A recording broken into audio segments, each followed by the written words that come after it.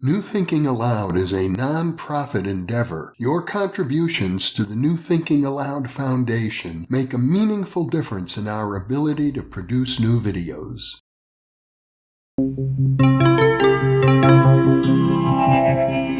Thinking Aloud. Conversations on the leading edge of knowledge and discovery with psychologist Jeffrey Mishlove.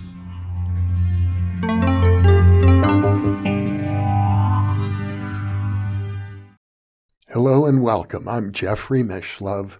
Our topic today is secret space programs, and my guest is Richard Dolan, probably the most qualified person I could imagine to speak on this topic. He is the author of UFOs in the National Security State, Chronology of a Cover-Up, 1941 to 1973, and then Volume 2 of the same book, The Cover-Up Exposed, 1973 to 1991.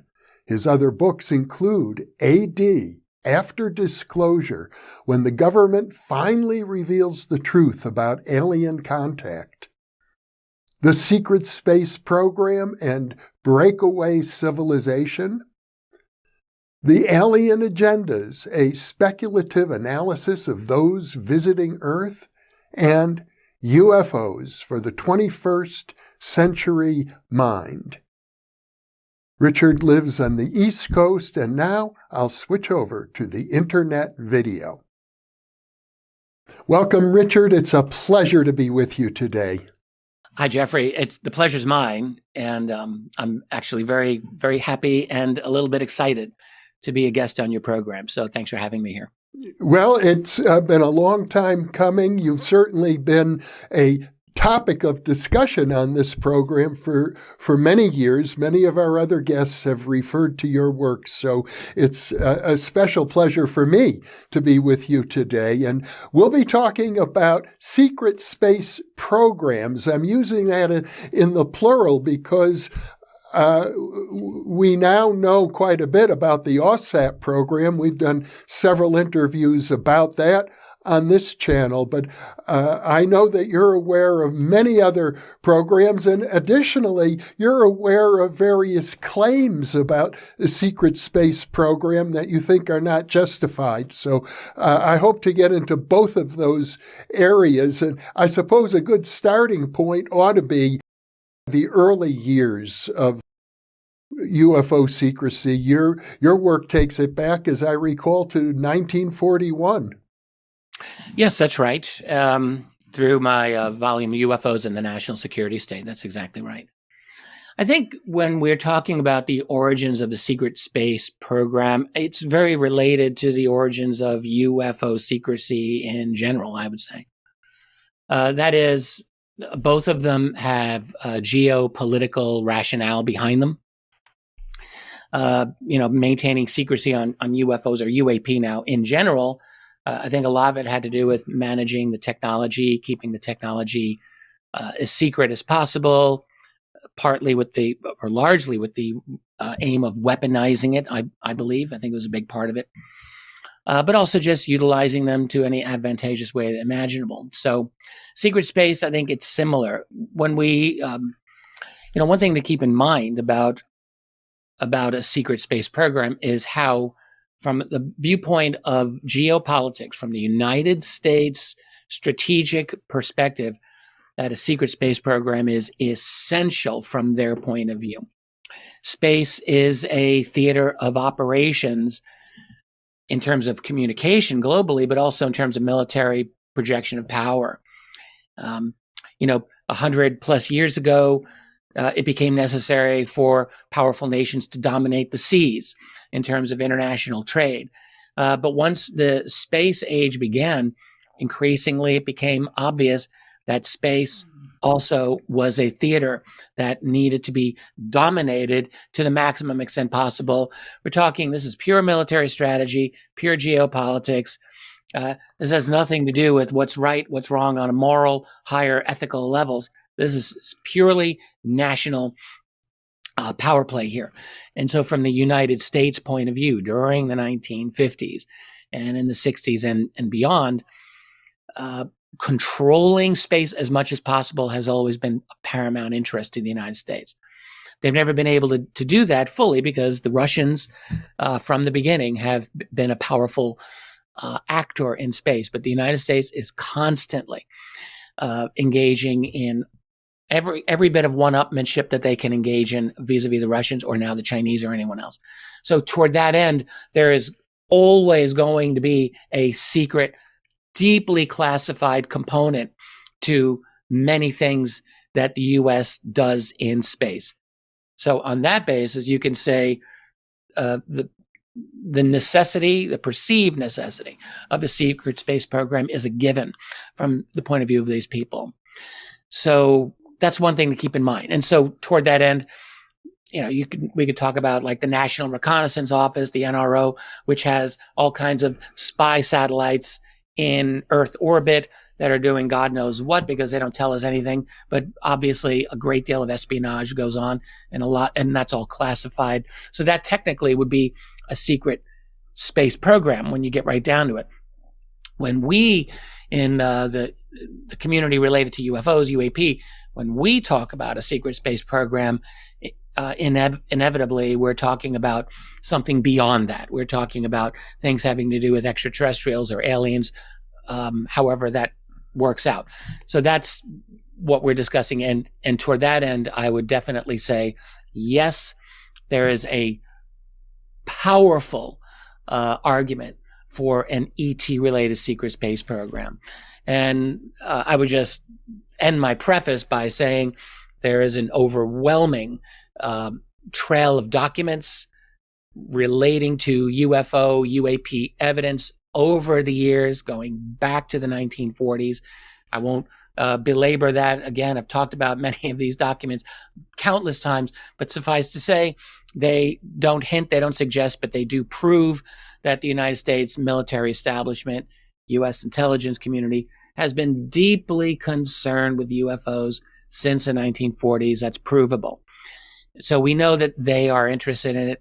And we also know that there have been hundreds, probably thousands, but minimum hundreds of United States military encounters with these objects, many thousands of legitimate UFO sightings every year, including, all kinds of variations of that, combined with the United States need to dominate space.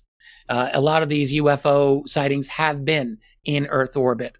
And even we have records of some of these objects coming in from deep space, believe it or not, coming into U.S. orbit. So all of those would mandate, from the U.S. point of view, a genuine secret space program, if for no other reason than to monitor and hopefully manage whatever it is that's going on out there. Whatever the motivations of these other beings are, whether they're benign or not benign, one would have to assume that the United States military command structure would be looking at space saying, we need to have a presence out there. We need to have our eyes and ears and our sensors out there to find out just what is going on. Who are these other beings? Do we have anything to worry about? And so forth. All of those issues to monitor, if nothing else.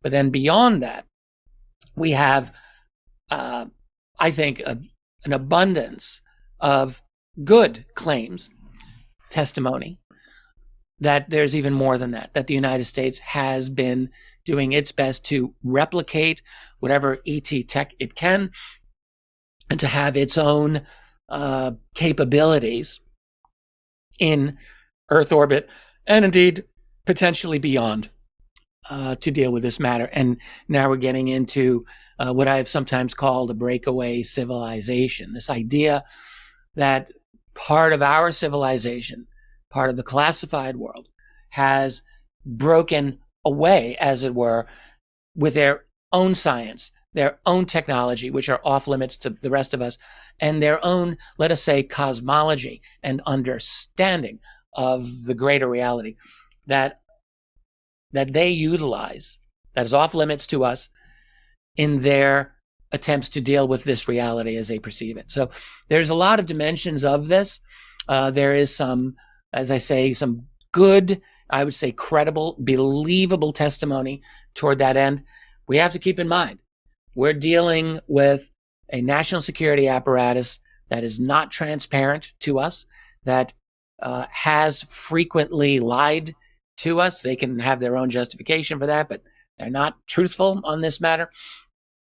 And where it's very difficult, even now at the end of 2023, when you and I are talking, to get genuine, transparent honesty from them about what it is that we're dealing with. So we're not getting honest answers. And so therefore, FOIA requests about a secret space program haven't been very useful toward proving this point. So what we have is testimony, and lots of testimony from very interesting people.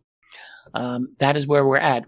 That may change down the road, but right now we're still dealing with strong testimony, but not supported by verified official fact coming from the United States government.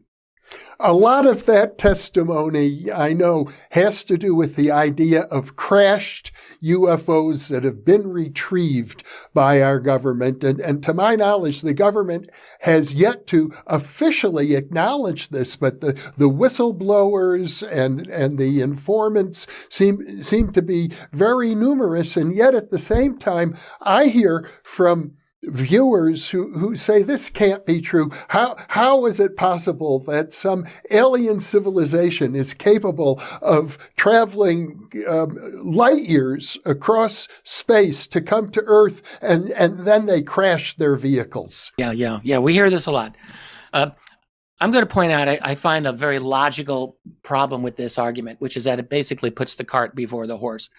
In other words, rather than examine the actual evidence and claims, we frequently will hear skeptics looking at this issue saying, well, this is impossible. This can't happen. Therefore, your evidence must be discarded because we're not able to understand how it is possible for a civilization from another star system or another part of our galaxy to get here because we don't know how to do it. Therefore, we're going to discount all of this evidence that is piling up in front of us. That to me, I mean, that's something that we've heard countless times. People will perceive something's impossible and discount it, whether it's in UFOs or anything else. Where I would say the logical thing to do is let's look at the evidence and see how that evidence might make sense. Are there things that we're missing in our construction of reality that we need to modify so that this does make sense? That to me is a much more logical way to look at the problem. So I don't like that question, but I've heard it many times. I would say the U.S. plan to build its own UFO secret space fleet. Let's just say that that's the case. Comes in several steps. Step one is to recover the ET tech to understand how they do it. And then step two is to build and replicate it. Step three is to test it.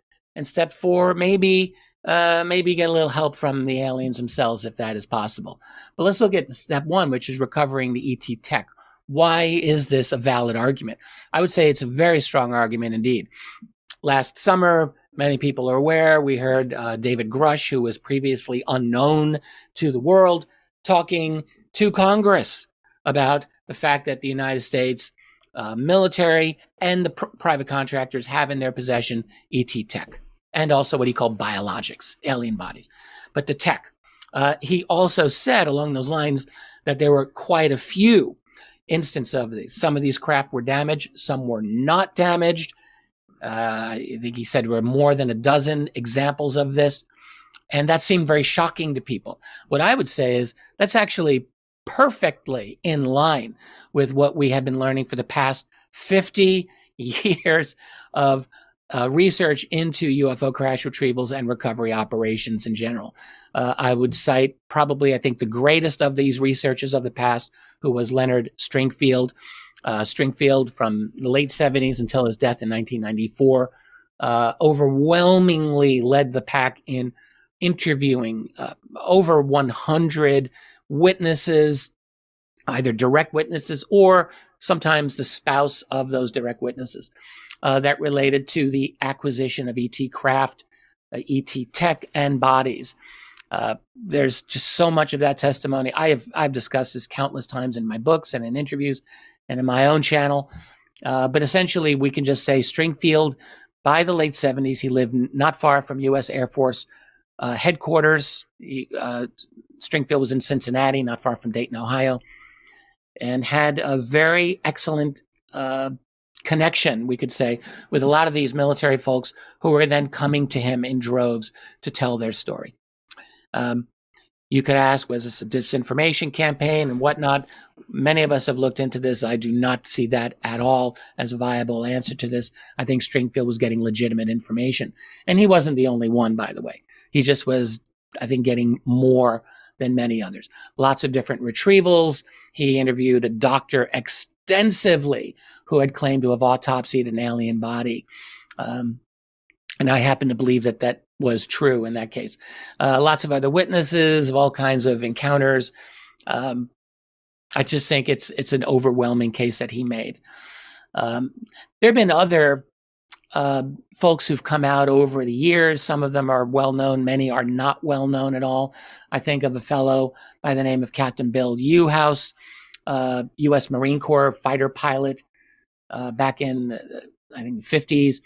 He was also a flight tester for the Air Force of their exotic aircraft, worked for defense contractors for decades as an engineer, and stated that he tested flying discs, including one that had crashed or had come down in 1953 in Kingman, Arizona, one of the famous UFO retrievals.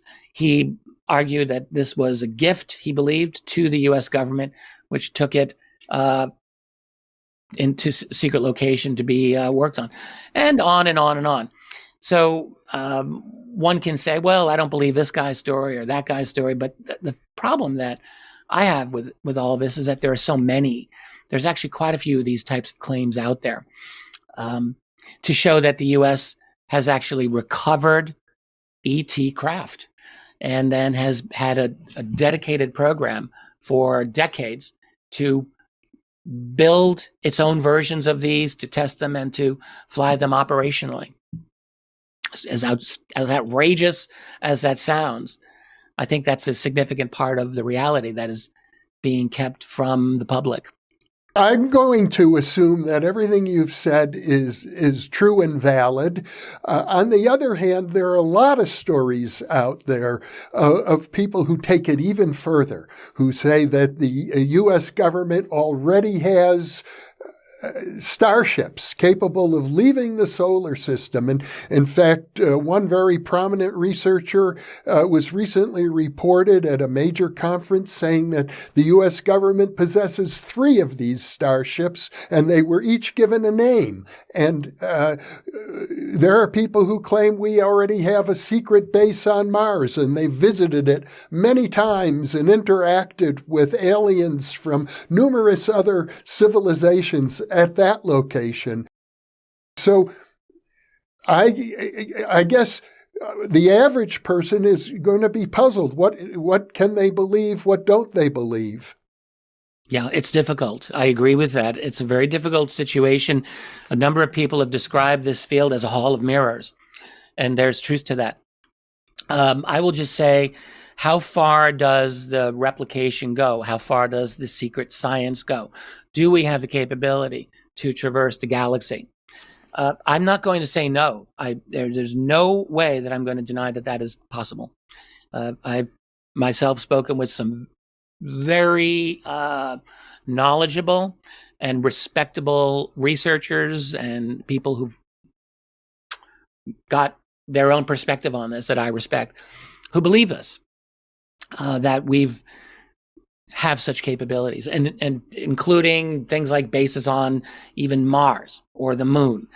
Now, I will just hasten to add, I don't know that any of that is true. I do believe that there is an opening for some exotic possibilities there, and so I would not rule it out.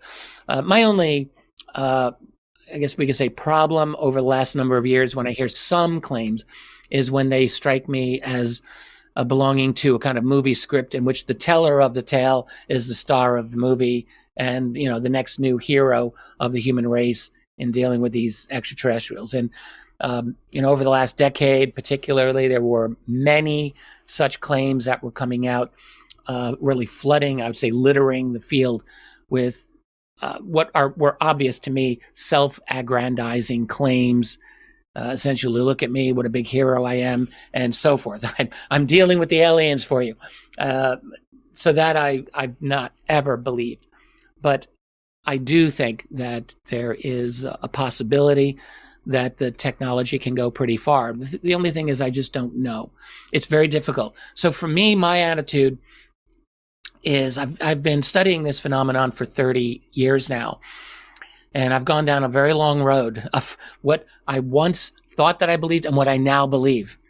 What I now believe is much bigger than what I believed when I started. But I still, even now, I try to remind myself that I don't have all the answers, and I don't have factual confirmation of a lot of the things that I would like to have confirmation of. So I think caution is still warranted in many cases. And, look, the rule of science is that conclusions are provisional. They're not religious. They're not for all time. In science, you arrive at a conclusion that is good for now. And when we get more data, better data, we can revise those conclusions. And that is what I try to have my attitude be.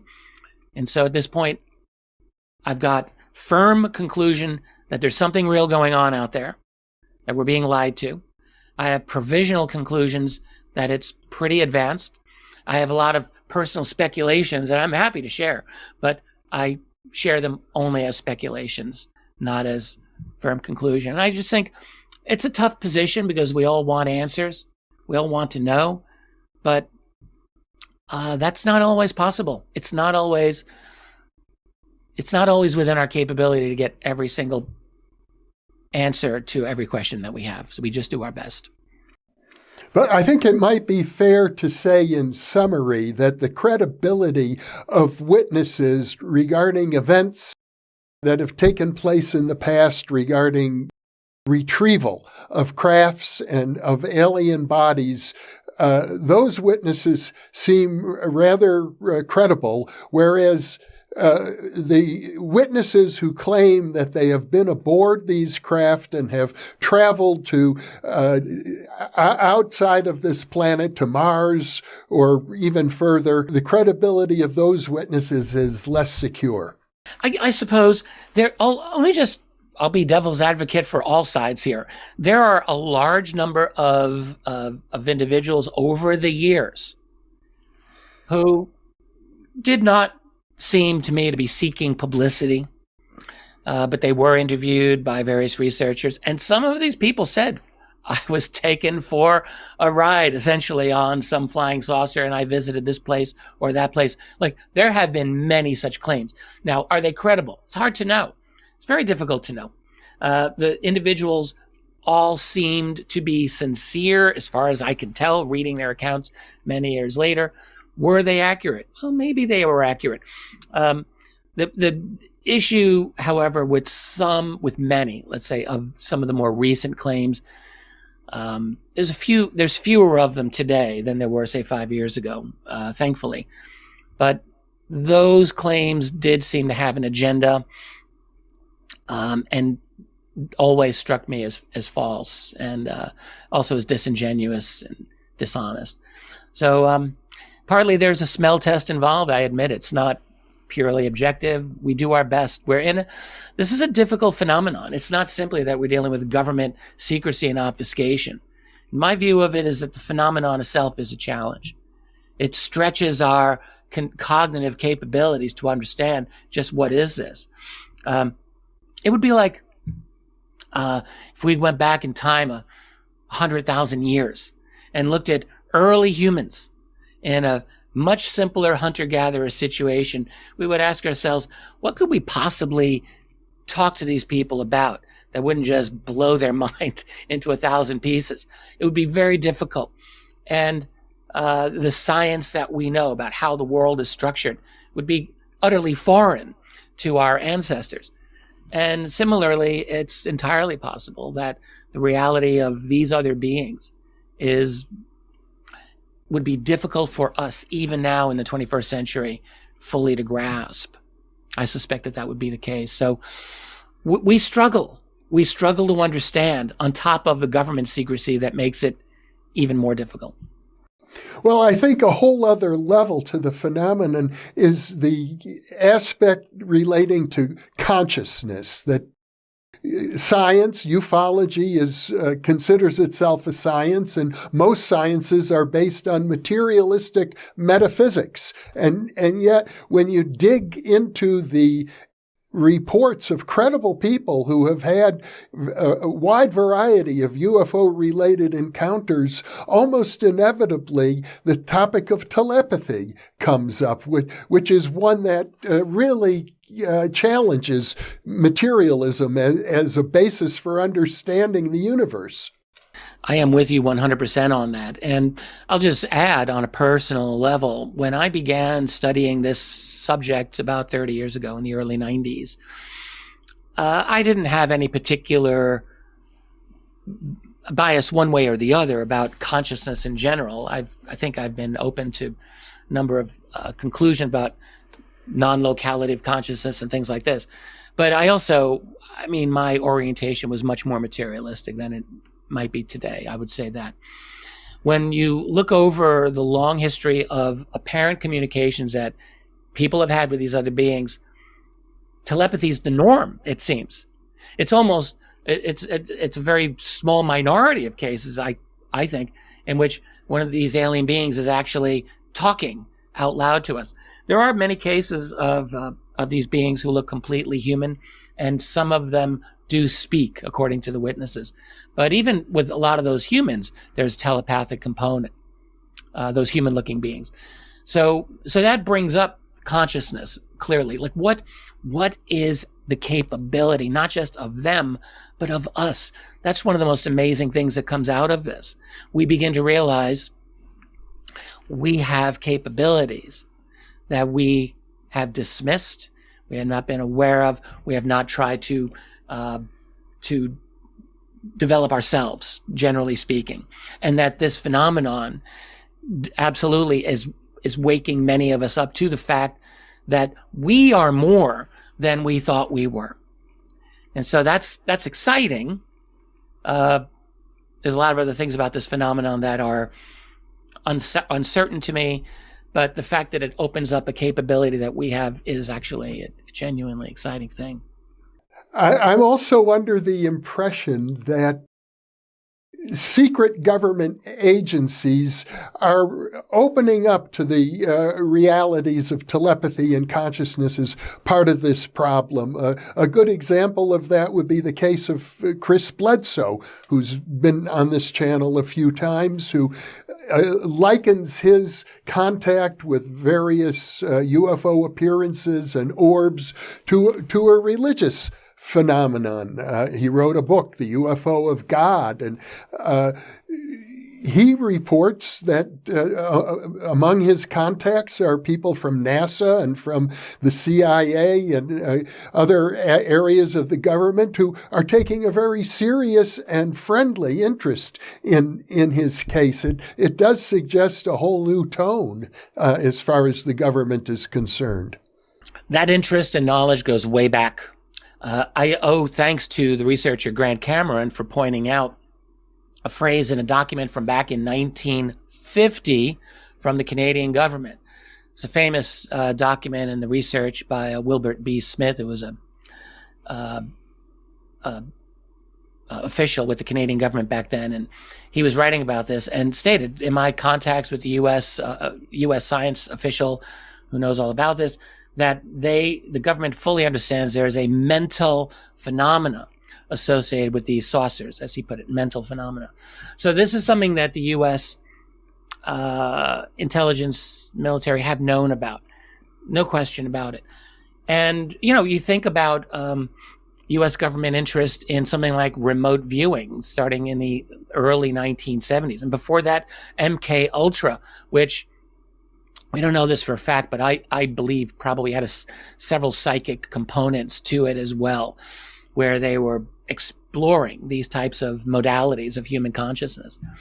So this is, within the intelligence community, their interest in things that we would call just straight up consciousness, non-locality, Yeah, there's always been this thread that's been there. And you mentioned Chris Bledsoe, and yeah, his case is an interesting one in my view as well. I've spoken with Chris. I agree with you. His case is quite interesting, and he's definitely had a lot of interest from CIA and NASA and who knows what other agencies. So they're aware of it. We can also take to the bank that there's debates about this within that community.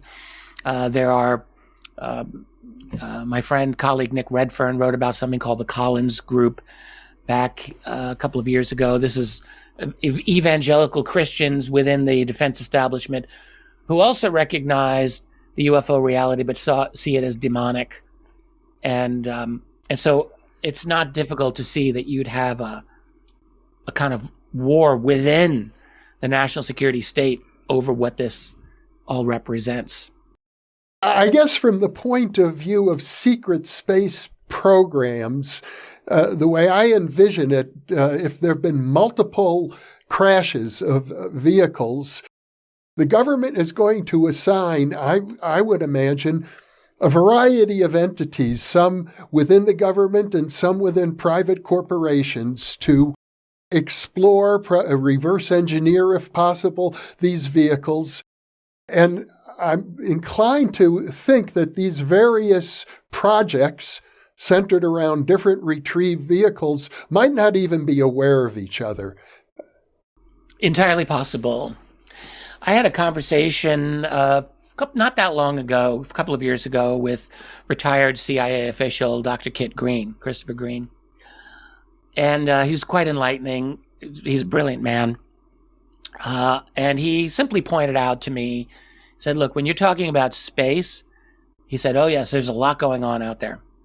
And it was his opinion that the majority of that stuff is corporate, of the advanced craft are corporate, not even officially military. There may be relationships there, national security protocols that they must follow, very likely, but corporate. And to your point, are they all aware of each other? So you think back a couple of years ago when the Davis-Wilson notes came out, and that's the notes by Dr. Eric Davis and his conversation with Admiral Thomas Wilson. When those notes came out in 2019, I happened to be for a little while there at the part of the center of that controversy, because I was initially, I think, the only significant person in the UFO field to definitively give them strong support, because I knew for a fact that those notes were real. And they have since been fully validated, in my view. But if you read those notes, Wilson tells Davis back in 2002 that the gatekeepers of the program that he was denied access to, which were all private contractors, the corporate attorney, the program manager, and the security manager of the program, said to him that we have an intact craft, not made by man, not of human hands, not from this earth. And that they had been struggling to understand it and to replicate it. That was the main message they gave him. Now, that's an interesting point. Now, do we believe this? Is it true that the black budget world has made little to no progress in advancing along these lines? I don't believe that. And I do believe that those individuals lied to Wilson. I don't think they were telling him the truth. But is it possible that they were partially telling the truth, that they were having a difficult time with it? I would imagine it is possible. And that, as you were suggesting, there could be, and probably are, multiple programs that make it much more difficult to make progress in, but that from a security point of view might be mandatory and necessary. By the way, Dr. Eric Davis, in his own way, multiple times has sort of given credence to this line of thought. And he has said, I'm hoping I'm quoting him correctly here, but paraphrasing, that the secrecy has inhibited genuine sharing of scientific information on this matter. And I think this is what we are seeing potentially, yeah. Well, it may be the case that the government figures that competition increases the possibilities of success. Yes, I think so. And but I think probably their number one concern is maintaining security. I was just reviewing some of these ideas last night. I was chatting with my wife, Tracy, about this, in fact, and we were just reading another source that indicated that at deeply classified levels, some of the people working on these programs, their lives could very well be at risk. If you're a scientist working on this tech, you might think that you are indispensable, but there's a good reason to think that you wouldn't be. If you were a security risk, your life would very likely end very quickly. And I'll just point out that my wife and I both know of specific instances in which high-level classified scientists appear to have been assassinated. These individuals are relations of friends of ours that we've come to know. And I do think it's true that those people probably were targeted for essentially assassination because they became security risks, despite how advanced their science was and how invaluable they probably were. Nothing overrides the security, very likely. Now you're reminding me of the famous case, I think the name is Bob Lazar, the fellow who claimed that he had been at the Los Alamos laboratory where they had a retrieved vehicle, and part of his job was to help reverse engineer it. And to my knowledge, he's been very public about all of this, and nobody has come after him except his career has probably been ruined. Bob's actually doing pretty well these days, and I'm glad for that. But what you said previously is basically on the mark. Bob Lazar did work at Los Alamos National Labs in the early 1980s. This has been proven. George Knapp, the journalist, did find the directory where Bob Lazar's name is in there. It is further likely that Lazar's claim that he met physicist Edward Teller while there is true. Teller did speak at Los Alamos. Lazar was there. He did probably have a relationship with Teller, who probably then helped him get a job at EG&G years later at what we now call Area 51 or S4. Yes to all of that. Lazar did feel that his life was in danger after he, one could say foolishly, took some friends out to watch the test craft that he knew when they were being flown and where they were being flown. They got video the first weekend they were there, and then the second time they went there, they were caught. And Lazar got into trouble and became very worried over his safety. And one thing led to another. He lost his job there and then eventually went to George Knapp at KLAS in Las Vegas. And then the rest is history. Now, Lazar was subject to many attacks during those early years. Legal attacks and smear campaigns, and in fact, all throughout. You know, the late Stanton Friedman, who I was always friends with, but Stan always went after Bob Lazar and called him a fraud at every opportunity. I never agreed with that. So Lazar's had his detractors, but I think it's true that he has weathered the storm. I think he's in a good place. He's actually has done defense contracting work for the United States government with this company called United Nuclear. It's kind of an amazing story.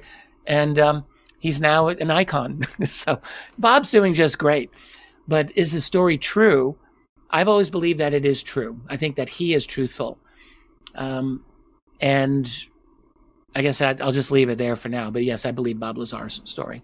And another controversy would be around Colonel Philip Corso, who wrote the book The Day After Roswell and claimed that he was responsible for transferring technological innovations captured in retrieved crashed UFOs into private industry. I know, it's amazing. And died very quickly a year after that book was published. I talked with Phil Corso's co-author a number of times about that book. That's William Burns, former publisher of UFO magazine. I think, when I read that book the first time when it came out, I have the version with the foreword by Senator Strom Thurmond, who Corso worked for, before Thurmond pulled it. Thurmond said, yes, Corso's a great American hero. I stand by this man. He did not know that this was a UFO book, and then pulled it. But when I read the book, I recalled seeing things that looked like historical errors to me. And of course, you go to the blog sites back in those days and people ripped Corso to pieces over those mistakes. But as Bill Burns pointed out to me, Corso wrote that book. He was practically deaf. His health was terrible. He hand wrote it all. It was not easy manuscript to decipher at times. It's what you would expect often from someone in very advanced years doing his best. So could he have made mistakes? I'm thinking, yes, of course, he could absolutely have made mistakes here and there. Does that invalidate what he was saying fundamentally? And I think, no, it does not. We have to be careful. And I don't want to sound ageist per se, but we do need to be careful when someone is in very advanced years engaged in recollections, because it can be that those recollections are not accurate. I saw that with my own dad as he was approaching his 80th year. My dad was a former New York City cop, told me every story he ever went through, I think, and I noticed how they began to change in his last few years. I'd point this out to him, and he would say, no, that's exactly how it was, but I knew it wasn't. So you have to be careful. Having said all of that, I think Corso's story is true. And it's also worth pointing out that there's a whole invisible college out there. Let's call it the behind-the-scenes guys. A lot of them connected to Robert Bigelow. People, you mentioned Combe Kelleher at the beginning of our conversation. Combe Kelleher, of course, is very close with Bigelow. Hal Puthoff, Kit Green, John Alexander, many, Eric Davis. I know that a lot of those folks interviewed Philip Corso very carefully. And my understanding from them is that they had full confidence in him. So I take that as well as important. I think Corso was telling the truth. Well, you brought up John Alexander, who has been a close friend of mine, especially when I lived in Las Vegas. And, oh, really? Yeah. He never cared much for me. He wrote a book about UFOs and described how when he was in the military, he had an informal group of people trying to find out what the military actually knew about UFOs. He concluded that they knew almost nothing and that they weren't really capable of knowing things, that the government mindset was simply not subtle enough to grasp the complexities of this phenomenon. But he also questioned Corso. He felt that the various discoveries like night vision and fiber optics that Corso implied came out of the crash at Roswell in 1947, Alexander said, well, there were obvious antecedents to those discoveries known in the industrial world decades before the Roswell crash. That's true. You can make the argument about the transistor. Many people have said the transistor came from ET Tech. If you go by Roswell, it's way too close. It doesn't make any sense. Of course, Bob Wood has talked about the Cape Girardeau crash of 1941 leading to the transistor. He may be right about that. Relating to what John Alexander said about the inability of the cover-up to really be that sophisticated, I have always had a 180 opposite opinion from him. And I've, in fact, debated with him publicly on this matter. And I think I made my point far better than he did, to be honest about it. He, stated, this is 10 years ago and more, that the U.S. government would be incapable, as you say, of maintaining the secret. His attempt to get to the bottom of it was known as the Advanced Theoretical Physics Group, which he did organize starting in 1985. He brought a very good group of people around him to do some study of this matter. And let me just say this. I spoke to one of the members of that group. I'll leave his name out of it for now, but a very brilliant man. But I asked this individual, do you think, do you believe John Alexander's claim that he looked and that your group looked for evidence of a UFO cover-up within the Pentagon and didn't find any? Absolutely said, no, not true. We knew there was a cover-up. Now, why would John Alexander say what he did? Well, That's for him to know and for us to find out. I heard, I haven't gotten this confirmed, that he just recently revised his opinion on the nature of a UFO cover-up. And if that is the case, then I would say good for him. It's long overdue. They are more than capable of engaging in decades-long cover-up. My God, we're talking about the group that did MK Ultra, did mind control experiments, sometimes terminal, on individuals. That only was learned by a mere roll of the historical dice. The way that MK Ultra came out could easily be rumor to this very day. UFO cover-up, same thing. It's been very, very important for them to keep that secret.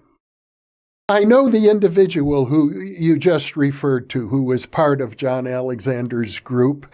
And as a matter of fact, you write about him in your book on the secret space project. And he describes having encountered an alien, if I recall correctly, at one of the casinos in Las Vegas.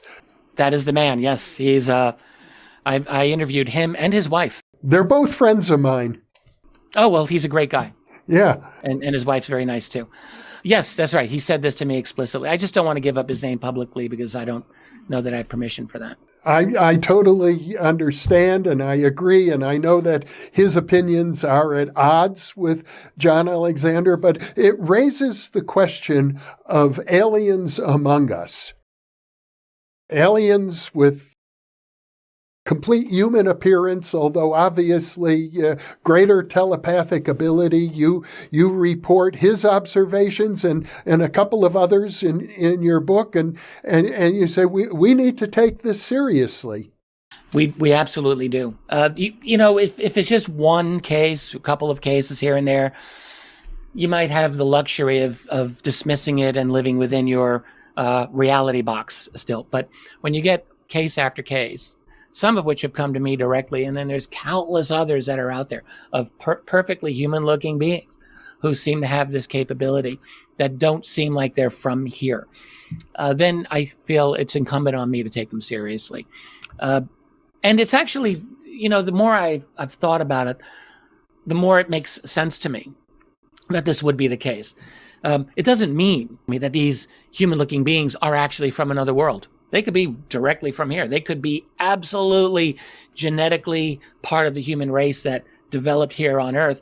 But why would it be impossible that an alien group from elsewhere would come here and recognize, okay, our biology is really not well suited for Earth. Wrong gravity, wrong solar radiation, wrong microbes, all of those things would make it difficult for them. What might they do? Work with Earth-based genetic organisms, modify them for their purposes to work for them on that basis. And why not simply take the leading species on the planet, these human beings, take a few of them, breed them for yourself, genetically enhance them as you wish, and have them work for your society? How is that so difficult to fathom? To me, I would do it. If I were an alien, that's exactly probably what I would want to do. You'd want to use humans and open up whatever genetic capabilities they have for telepathy and whatever technological enhancements you can put in along the way too. Why not? So I think that's actually likely, as well as I entertain the idea that these other alien types that people have reported may very well be derived from Earth-based DNA. I don't see that as impossible at all. Don't know that to be true, but it doesn't seem illogical to me. What you're raising with this suggestion is that the many reports that we have of UFO abductions, and particularly the reports involving the exchange of genetic materials and sexual experiences, and the people who report pregnancies and their fetuses were taken from them. There are even people who report repeated abductions where they come and visit these young children who are apparently their offspring and are being raised somehow in an alien culture. That these also would need to be taken seriously. I agree with that. Yes, I think they must be taken seriously. These are, it's easy to dismiss the claims when one hasn't really gone into the weeds and read the specific accounts. The fact is, there's so much credible detail provided in them. You could just say, give a blanket statement and say, well, there's a hypnagogic fantasy, or the hypnotherapist was leading the witness. That could be possible. I would never say that that's impossible. But the reality is that there is so much consistency across the board. I can't see that it's explained in that manner. I think there's a there. And how difficult is it to really imagine that you would have a number of different types of ET programs in place for different purposes? So one would be to have completely human-looking avatars working for them on the surface. Another would be to develop a kind of hybrid, or various types of hybrid species between human and ET. I'm thinking of the scenario that was outlined by Dr. David Jacobs in several of his books, where he's talking about the creation of human-looking hybrids. He calls them hubrids, that are basically infiltration units. And I don't think that these are impossible at all. My guess is that we're bringing in the whole neighborhood right now, we human beings. I mean, we've got an amazing planet. We have, there's probably other beautiful life-supporting planets out in the galaxy and in the universe. I would not doubt it. But how common are they really? It's worth asking. When you start getting into the what appears to be the history of planet Earth, at least as scientists currently understand it, there are a lot of things about this world that are beautifully unique on many levels, which we don't have to get into all of them, but we got really lucky. We hit the jackpot. We have incredible genetic diversity. We have all this beautiful water. This is the only planet in the solar system where I think you can have fire. We've got a lot of really neat things going on here that are a draw in and of themselves. We have a unique situation where a lot of heavy minerals are on the crust of the planet. And I think that's simply because of an early asteroid collision that created our moon. Be that as it may, we've got all of that. Plus now we have this standing up primate species, human beings, that have finally gotten to a place where we are conscious of ourselves, conscious of our, increasingly of our place in the universe, conscious of our spirituality, conscious of now creating, we're on the fast track here. We've discovered the keys of science, and we are reinventing ourselves and becoming something exciting and terrifying at the same time. We're moving into some kind of transhumanism with very strong AI, nanoengineering of who knows what, and quantum computing. And where will it stop? Who knows? So we are leaping into their world right now. Progress doesn't go incrementally like this. It doesn't go like that. It goes by leaps. It only seems incremental to us because we're living in the weeds. When you take a few steps back, it's a leap. A couple of generations, and we're like, wow, we've gone straight up, almost vertical up. And they see this. You compare where we are to the time of Abraham Lincoln. I mean, not that long ago, where we were in a society of horses pulling wooden carts. And now I'm having a conversation with you. God knows how far away you are. Perfect video. It's amazing. So, and this is only the beginning. So they know this. We're about to leap into their world. And they must be wondering, what's the story with these standing up primates? They've got nuclear weapons. They love to kill each other. They're aggressive, as all apex predators are. That's us. We don't play around, man. We just take it for granted that we can conquer all other forms of life on this planet and make them work for us. You know, I've got a beautiful cat in this house. Her name is Yates. I love my cat, but she does what she does, but she lives here because I bring her in and I feed her. She's got it good, but we have other kinds of animals that we dominate them. We dominate plants. We take it for granted. We're used to getting our way, and now we're moving out into the larger universe. And I think that we're bringing in all kinds of attention, the good, the bad, and potentially the ugly. I don't know that all of these species out there are spiritually evolved. It's not a given to me that they are. Maybe some, maybe not. I think, therefore, it's incumbent upon us to have as open and adult a conversation about this in public as we can, so that we can actually examine this. And whether or not we as a society really have the capability to discuss this in a mature way is a whole other question. But that's what we need to do, in my opinion. In order to discuss it in a mature way, it would be very helpful if we knew what the actual facts were. And we have people who are seemingly credible, like Chaim Eshed in Israel, a very high official in the Israeli Space Agency, who claims that the United States government has actually signed some sort of agreement with alien entities, presumably. I mean, the implication seems to be that we've agreed that they can go around and abduct people occasionally in exchange, perhaps, for technology transfer. Yeah, he did say something to that effect. That's a claim, actually, that was brought out by John Lear almost 40 years ago, actually, 35 years ago. Is it true? Chaim Eshed's, no one to trifle with. He's a very significant individual who is extremely high up, prominent in the Israeli defense community, without a doubt. Highly respected man. And, what I certainly take seriously the claims that he has said about this. And I think it's probably what I think is probably true is that organizations like NASA, organizations like whatever Israeli space organizations that there are over there and in other countries, they do know this is true. They know that there are non-human intelligences operating out in orbit.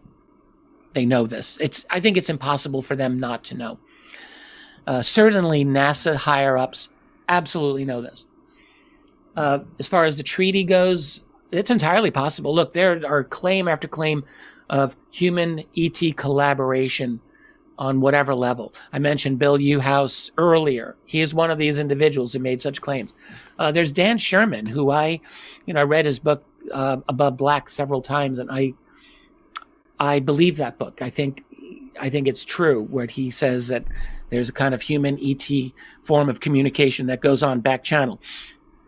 If you look at Bob Lazar's story, I mean, the indication, the hint is that there's an ET collaboration element there too. So I think if that's the case, would there be something like a treaty?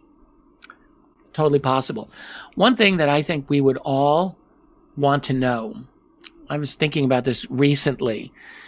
We're in an era where there's a strong push for transparency or even disclosure on UFOs. We reminded of what David Grush said last summer about the holding of alien biologics. So I think that is true. And if we ever get to a point where we can get an honest answer from the national security state on this matter, the honest answer being, yes, we've got alien biologics, then I would absolutely want to know, what is our relationship genetically to these beings? Is there a relationship? Do they have anything in common with us? That would be actually one of the first things I'd want to know personally. Is there anything in alien DNA that connects them to human beings, to Homo sapiens? And if so, who comes from whom? Are gray aliens derivations from human biology, as they very well might be, of human and ET biology, combination thereof? I think it's totally possible. Are any of these other alien beings derived from us rather than the reverse? We tend to think, we come from them. But what if some of them come from us and are manipulated by an even more advanced group that no one has ever seen? I wonder about these things. This is what I think about as I'm falling asleep at night. It raises all sorts of possibilities, and one of the points that you make in your book about the secret space program is that some of the witnesses have said that the truth of these matters is so horrendous that it's questionable whether we could handle it. Every now and then this comes up. And I shouldn't even say every once in a while. It almost seems to come up with regularity, in that the demand for secrecy is overwhelming and paramount.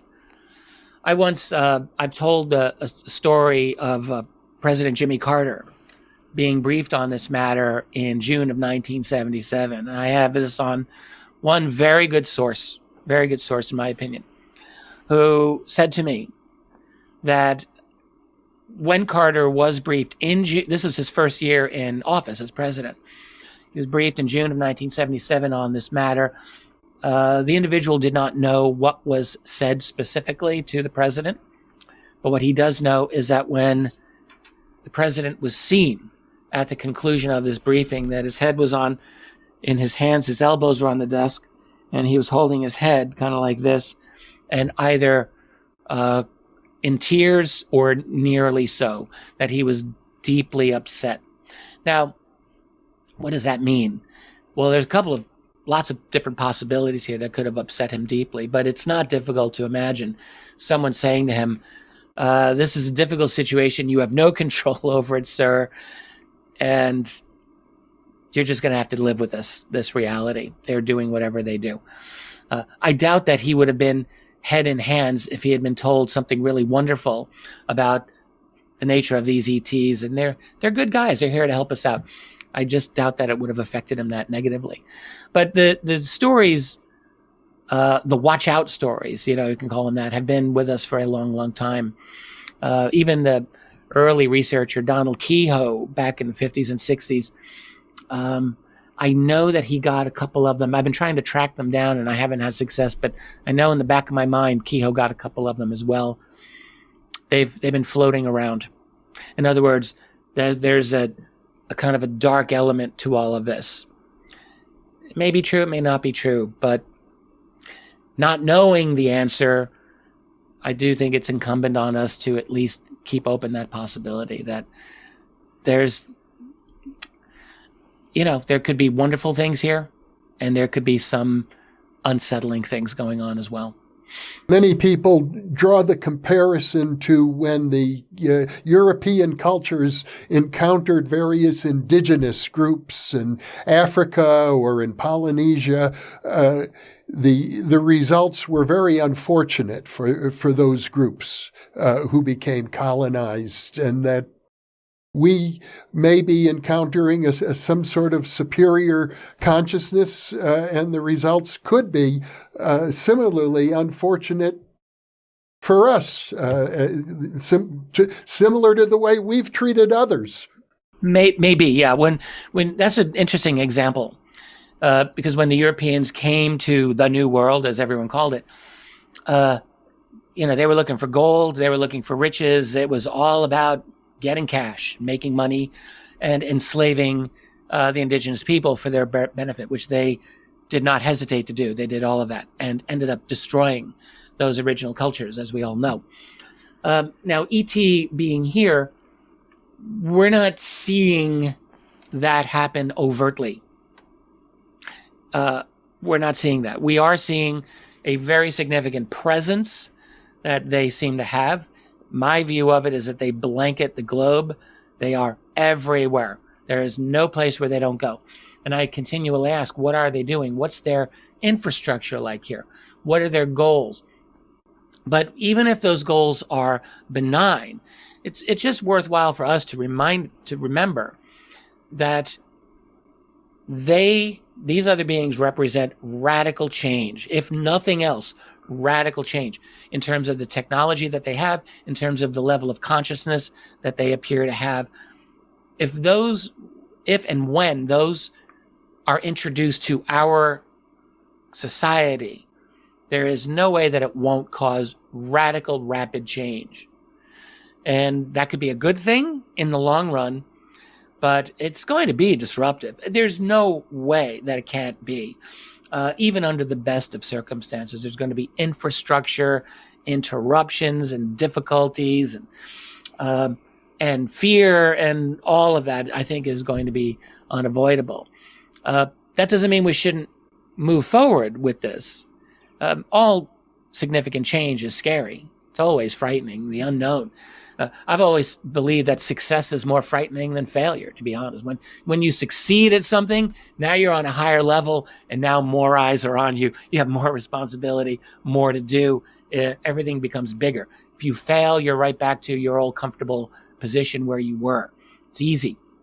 We are at a verge of reinventing ourselves as a species, as a society, as a civilization, with or without these other beings. It's happening.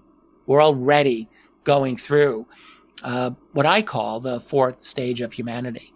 I firmly believe we're moving into a new era of human existence, from hunting and gathering to settled agriculture to science and industry, and now to stage 4, which is essentially, transhumanist, 24/7 digital surveillance and digitization of human society, essentially. We don't know all of the outcomes that will have, but it's going to be a radical transformation of people and of our society. So that's happening regardless. And will it turn us into a hive mind to some extent? Many people believe that's possible. I do. I think that's possible. It could be that we're becoming like they are already, that they have become. It could be that the technological changes that are inevitable for us at this point, there's no way to stop this train, are making us like the aliens on many levels, and that this may take a number of generations to work itself out, maybe even a couple of centuries, but that could be the case. And they see this, they know this, they're like, okay, these human beings, it's not just that they have nukes, it's not just that they have computers, it's the whole thing. The whole kit and caboodle, as people used to say. The whole package is bringing us into their world, so that a connection, an open connection with them, is probably inevitable. But there's a lot of question as to how that will work out. And is that, what are we going to gain and what are we going to lose in the process? Like, to me, these are important questions. Do we lose any part of our traditional humanity in the process? Or can we somehow enhance our traditional humanity? And these are going to be questions that will probably take centuries to resolve. And there's also the issue raised by researchers like Jacques Vallée that they've been here for centuries, maybe millennia, watching us. In fact, I think it's not at all unreasonable to think that they've been around since the dawn of human civilization. One of my faculty advisors when I was a graduate student was James Harder. He was the research director for one of the early UFO groups called APRO, Aerial Phenomena Research Organization, and he specialized in hypnotizing UFO contactees and abductees. And in fact, I met Betty Hill at his home on one occasion.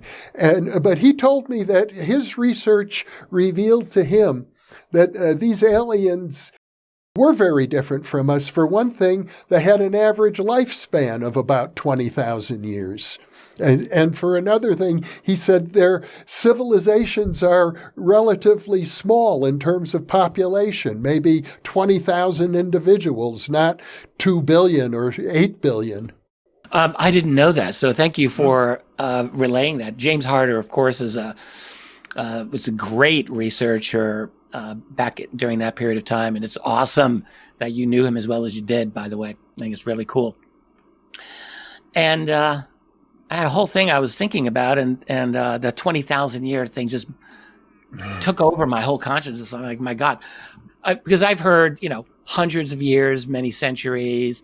I had not heard 20,000 years, so that's quite fascinating. But Now I can't. Well, we were talking about how they may have been with us since the dawn of civilization. I'll just offer my 2 cents on this. Some people can agree, some people may not.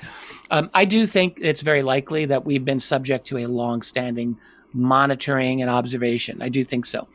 But I would just offer my perspective on this, which is that during most of our existence, there wasn't really a whole lot that we could do about them or they about us.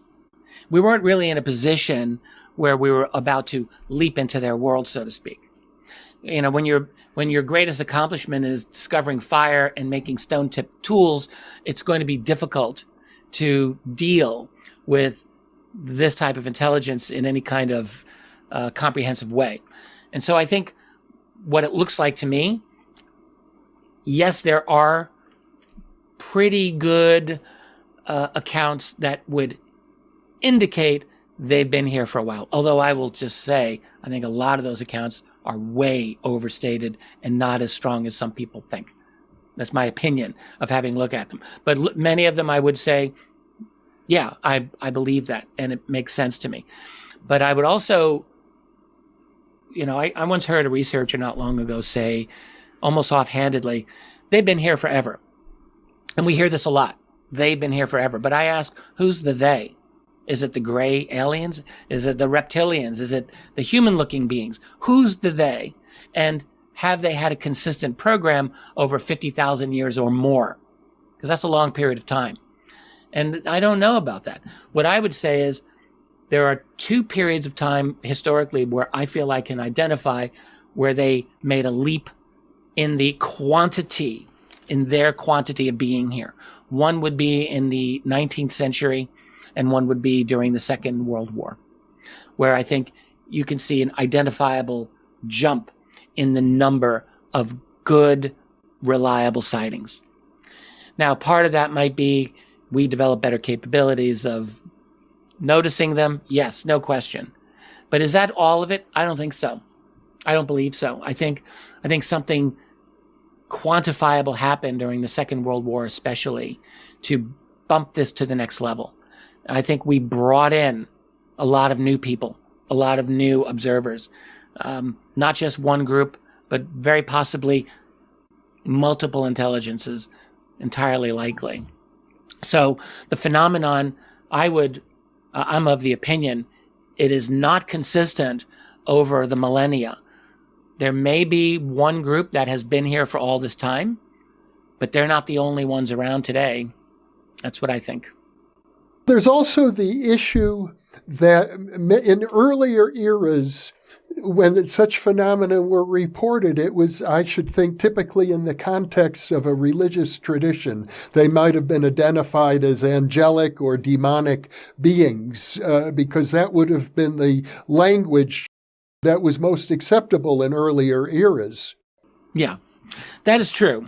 I think that's clearly true, and we want to keep in mind that, you know, a number of events that we think of as religious could very well be something with extra layers to them that could be extraterrestrial.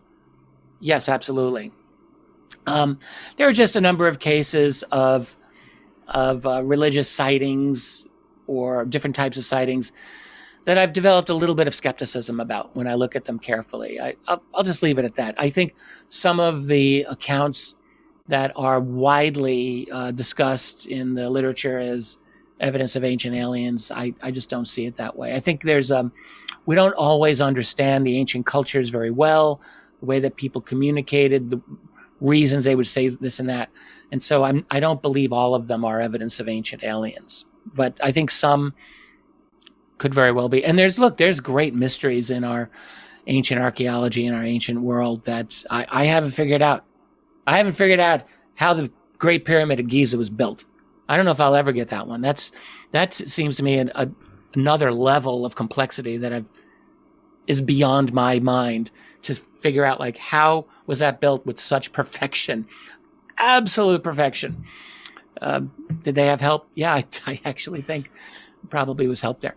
So there's a lot of room for an ancient alien presence in our world, and I don't know if I'll ever get to the bottom of it, but I do think that there's something there, yeah.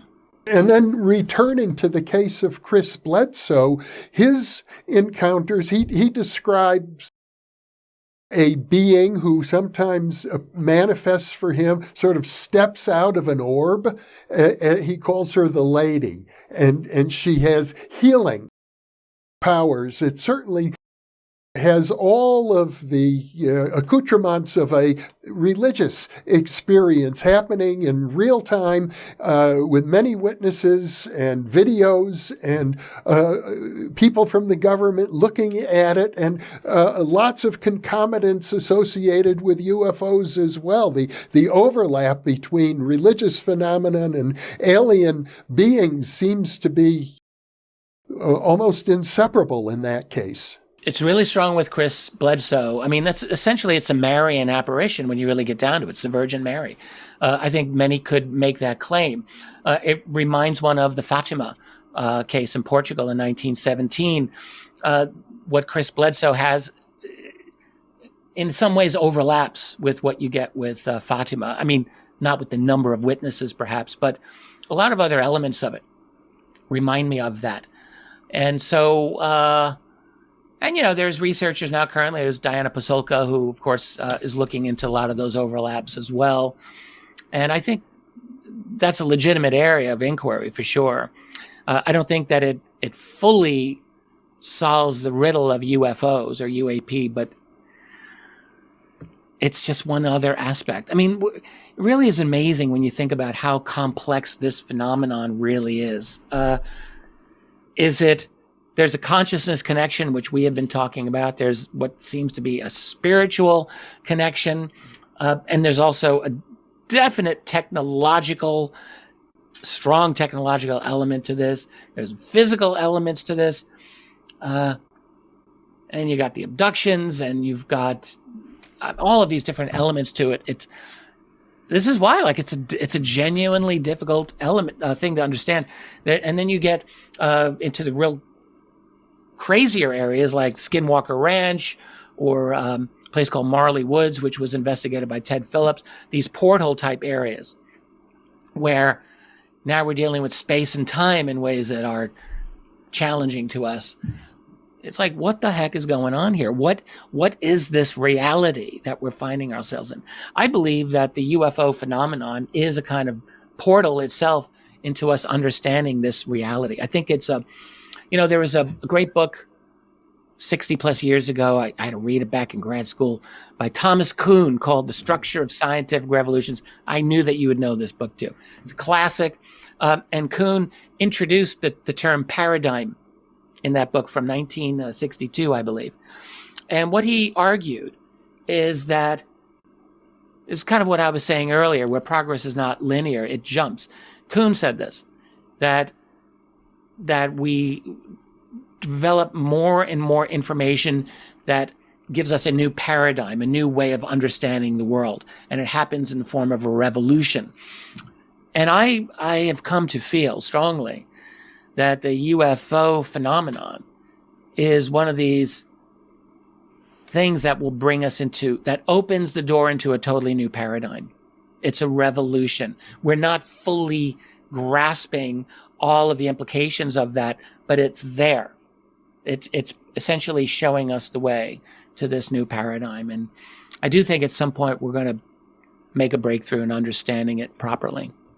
Before we close our interview, I think it's useful to bring up many cases where there seems to be an overlap between the evidence for an afterlife and contact with aliens. It goes really back to the 19th century when alien beings would show up in spiritualist seances, and you also have reports from people like Whitley Strieber, who suggests that when he's having an encounter with the visitors, as he calls them, alien beings who seem to be able to enter his home at will, that they are sometimes accompanied by individuals who he later learns are deceased.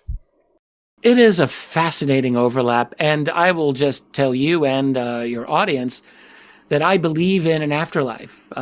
I had an experience with my own father when he passed away. where at the moment of his passing 4 years ago, my wife and I were sitting in our living room 150 miles away and watching our recessed, dimmed ceiling lights flash bright and dim, what it turned out at the very moment he died. I will never, ever believe that's a coincidence. There's something very unusual about this reality that we have not grasped, and it includes some kind of existence of our consciousness, our soul, there's a good word, beyond the death of these physical bodies. That's something that I personally do believe in.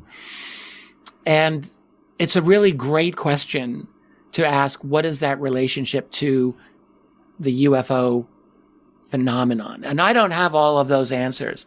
I'm aware that Whitley and his late wife, Anne, were deeply engaged in these questions. And other people are as well. And I haven't made as much progress, but I think it's very important to understand and to grasp these issues, because there's something important there. I totally agree. There is something important there, but it also makes me sympathetic to John Alexander's viewpoint that government officials are incapable of addressing a mystery of that level of complexity. This is a heck of a mystery that goes beyond our normal ability to understand what is reality. It represents something beyond. It is a new paradigm. And I will agree that, government officials, even military intelligence officials, really have to struggle to understand just what is going on. But it has always been my contention, and this is when I debated this formally with John back in 2011, that they may not understand it all, but they have a lot more information than the rest of us poor slobs out here in a lot of those specifics. They know many, many things that we do not know. And that's just, I think, the reality of it. But it is a challenge. It's true. This is a difficult problem. I think the analogy of looking at early humans compared with us is apt. If we were to go back in time, even 1,000 years, a mere 1,000 years, find the smartest people around back then and try to explain our world to them, good luck. That would be a very difficult, tall order. And so that's explaining it to our own species, a mere 1,000 years different from us. What about the knowledge that a highly intelligent alien species has, God knows how much more advanced they are than us, to explain to us the nature of reality? That could be a very difficult thing indeed. Well, Richard, it's been a great pleasure to talk to you. We've covered a lot of ground. You're so well informed about all of the many details of this complex arena. I'm so glad to be able to share your point of view with our viewers, and I hope you'll be willing to come back in the future on New Thinking Aloud. You'd be most welcome. Without a doubt. And I would just like to say to you, I was very... I don't want this to sound, I was very impressed by the deep level of knowledge that you bring to this subject of the UFO phenomenon. I know that you have been engaged in all aspects of consciousness for your career, but it's really refreshing and it's really nice for me to chat with you about this area that I have studied for so long, and to see that you are right at the leading edge of a lot of thinking in the UFO phenomenon yourself. And it was a real treat for me to talk with you. Well, thank you. And I look forward to future conversations. And for those of you watching or listening, thank you for being with us. You, after all, are the reason that we are here.